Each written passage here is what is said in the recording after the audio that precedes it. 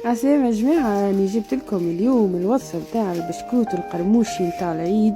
حاجة سمحة وفاوحة، ان شاء الله تجربوه ويعجبكم. المقادير كما تشوفوا فيهم في الفيديو تلقاوهم زادا مكتوبين تحت الفيديو.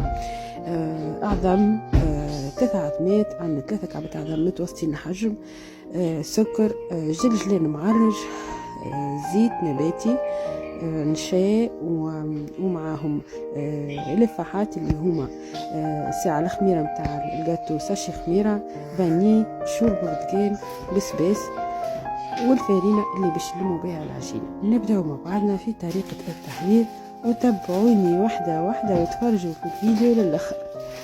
اول حاجه باش نبداو بها، ناخذ بول نظيف نحطوا فيه هيك العظيمات، 3 عظمات كما تشوفوا فيه. يمكن العظم نتاعكم صغير نجموا تحطوا 4.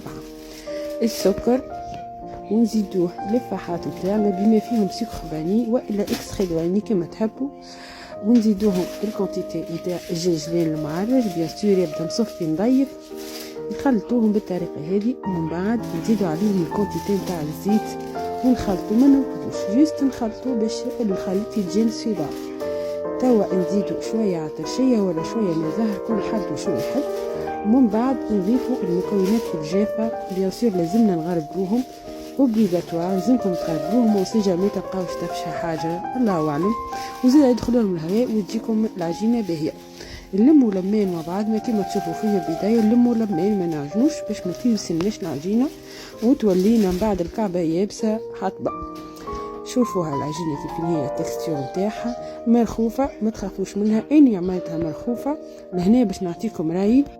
اني عملتها مرخوفه خاطر عندي ماكينه مانيوال، اللي عندها الماكينه اوتوماتيك تزيدها شويه فارينه الجهه مكبوسه باش تمشي لها في الماكينه، واللي ما عندهاش وعندها المانيوال تحط عليها شويه زيت وما تخافش منها. شوفوهم من بعد كيفاش تشكلوا وجاو ما شاء الله، المنظر يحكي عليك الزين والعين، وكلك عيكات هذوك ما يجيش بسكوت وبلاش بيهم.